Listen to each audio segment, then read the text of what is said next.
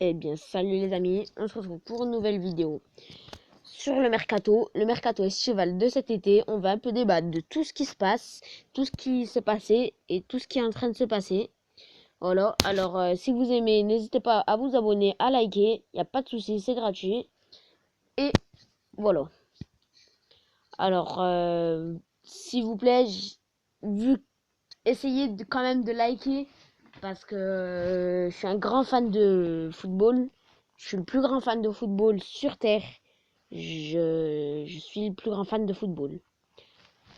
Alors, le PSG va réaliser une offre XXL pour Alexis Sanchez. Après Neymar, le club de la capitale souhaite réaliser un autre grand coup dans ce mercato estival. Donc, après Neymar, qui a signé au PSG pour une somme astronomique de 220 millions d'euros, l'attaquant chilien Alexis Sanchez serait la prochaine cible des dirigeants parisiens. Paris ne compte pas s'arrêter à Neymar. Le club de la capitale veut tenter un autre gros coup.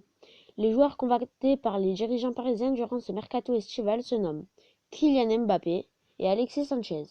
Le joueur d'Arsenal a repris pourtant un entraînement avec les Gunners le 30 juillet dernier. Son entraîneur, Arsène Wenger, a aussi déclaré en conférence de presse avant le Community Shield que le Chilien de 28 ans restera à Londres cette saison. Donc, Arsène Wenger, entraîneur d'Arsenal, a affirmé, parce que c'est pas confirmé, il a affirmé qu'Alexis Sanchez resterait à Arsenal une saison de plus. Alors moi, je pense que pour le PSG, c'est un très bon joueur. Parce que vu qu'ils ont perdu Di Maria pour Neymar, ils ont fait un échange, il me semble. Vu que Di Maria est parti, il nous reste plus que Neymar et Lucas. Et Lucas, je trouve qu'il est pas très à la hauteur. Alors Alexis Sanchez, PSG va peut-être se ruiner, mais franchement, c'est un très bon joueur. Ça ferait une attaque. Quand vous regardez Neymar, Cavani, Sanchez, c'est magnifique, quoi. Malgré l'intransigeance des joueurs, des dirigeants londoniens, le PSG serait toujours sur la piste d'Alexis Sanchez. Il n'aurait pas abandonné l'idée de recruter le buteur d'Arsenal. Selon The Independent, un quotidien anglais, l'international chilien a reçu une offre de prolongation avec un salaire de 275 000 euros par semaine. Mais il n'y a pas encore donné suite à cette offre d'Arsenal qui souhaite contrer la menace parisienne avec cette proposition. Un duel avec Manchester City. Alors Paris, déjà, ça veut dire qu'ils sont en duel avec City. L'ancien joueur de Barcelone aimerait rejoindre Manchester City pour continuer à jouer en Première Ligue. Mais les Citizens ne sont prêts à s'aligner sur le salaire proposé par les Gunners pour le moment. Le club londonien rejette depuis le début du mercato estival toutes les propositions pour son attaquant. Cette méthode ne refroidit pas du tout le PSG. Le club de la capitale serait prêt à frapper fort en offrant environ 88 millions d'euros à Arsenal et un salaire de 440 000 euros par semaine à Sanchez. C'est quand même une somme astronomique. 88 millions d'euros, un salaire de 440 000 euros par semaine. Des sources proches du joueur assurent toutefois qu'il étudie désormais la possibilité de rester un an de plus à l'Emirates Stadium avant de partir libre l'été prochain. Concernant la piste qui l'amène à City, Pep Guardiola serait prêt pour l'accueillir dans son équipe cet été voire le prochain. Face à ces nombreuses propositions, le natif de Tocopilla doit trancher. Va-t-il rester à Arsenal, signer à Paris ou à Manchester? Réponse dans les semaines à venir.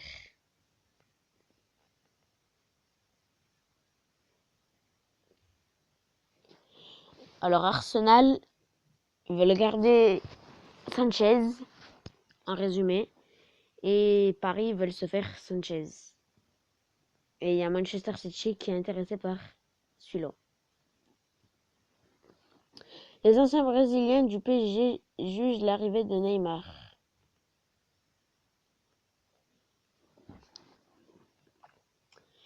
Recrue phare du PSG, Neymar est le 31e Brésilien à évoluer au sein du club de la capitale. Que pensent ses prédécesseurs de son arrivée dans la capitale? Morceau choisi. Le PSG a signé l'un des transferts de l'été en enrôlant Neymar, 25 ans, pour 222 millions d'euros. Une opération record qui fait de l'attaquant le 31e brésilien à évoluer au sein du club de la capitale depuis sa création en 1970. Et forcément, l'arrivée de Ney ne laisse pas ses prédécesseurs sans réaction. Ray, légende des Rouges et Bleus, de 1993 à 1998, s'est ainsi immédiatement fondu dans un communiqué publié sur son site officiel, quelques heures après l'officialisation du transfert pour le commenter. Et sans surprise, il se frotte les mains de voir arriver le patron de la Seleção au Parc des Princes.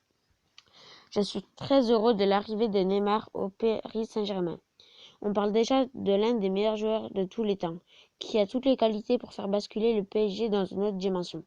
C'est sans aucun doute le transfert le plus retentissant de tous les temps. Il arrivera en France comme un roi. Il lui suffira de rester concentré et d'afficher tout son talent sous les couleurs de Paris, a-t-il lancé. Tout comme Ray, Néné, un très proche du natif de Mogi des Cruzes, avec qui il a notamment plusieurs fois organisé des matchs de bienfaisance au Brésil, a lui aussi livré son sentiment sur sa venue dans la ville lumière où il a brillé de 2010 à 2013, via son agence de presse.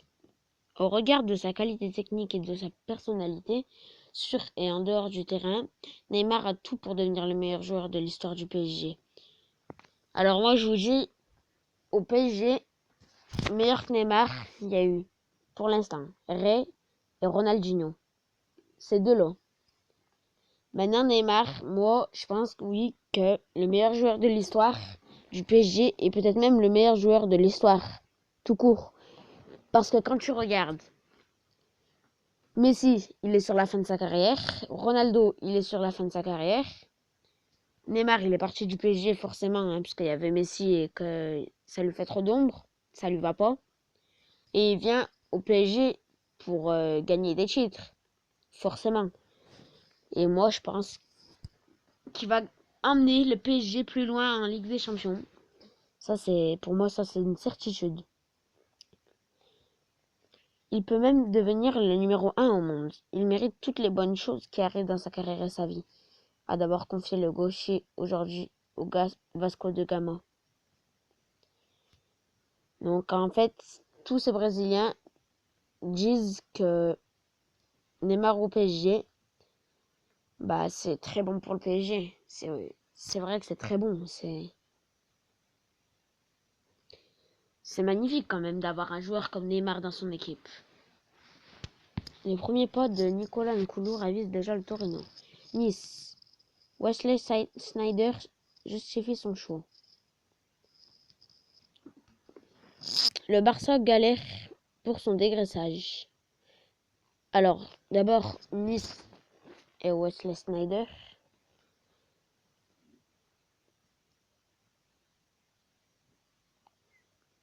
Ah, c'est officiel.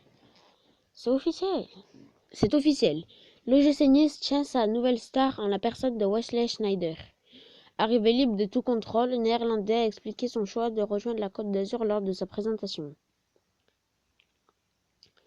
C'est à présent officiel, l'OGC Nice 2017-2018 compte un troisième vainqueur de la Ligue des Champions dans son effectif.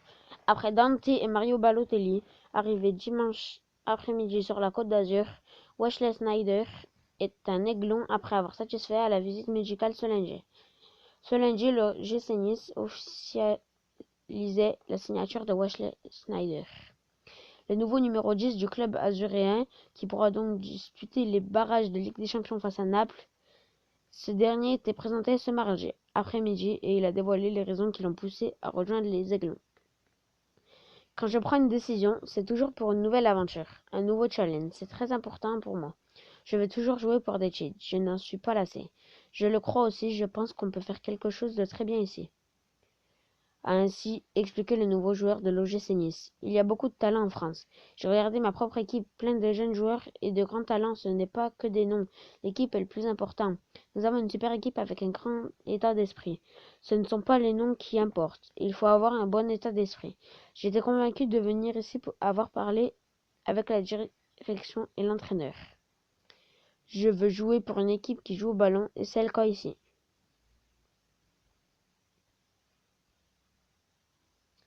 Alors quand même, Wesley Sneijder, c'est pas rien, sachant qu'il y avait Marseille, Nice et Bordeaux qui étaient intéressés par lui.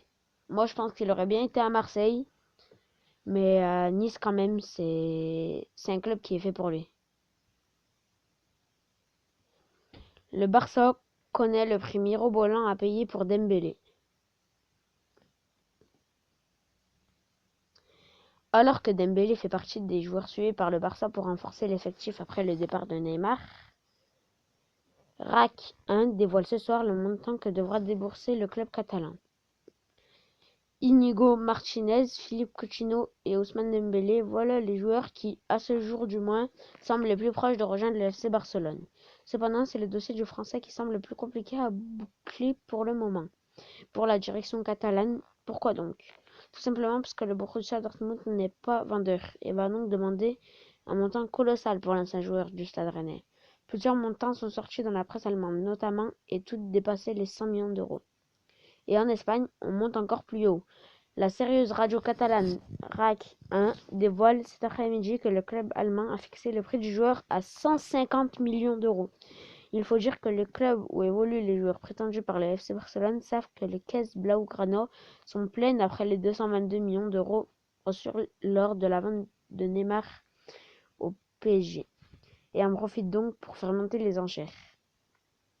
Bah forcément, ils vont les faire monter les enchères quand ils sont les poches pleines quand même. 222 millions d'euros, tu me donnes 2 millions d'euros, moi ça me suffit.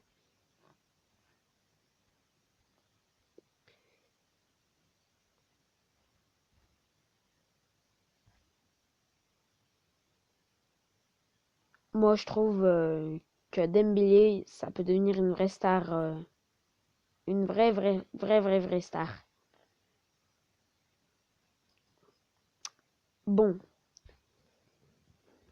à 20h45, il y a Real Madrid, Manchester United. Ça fait 12 minutes 22. On était sur une vidéo. Bon, merci de m'avoir suivi. N'oubliez pas de lâcher un pouce bleu, de vous abonner. Ça fait toujours du bien. C'est gratuit. Merci et à plus pour la prochaine vidéo.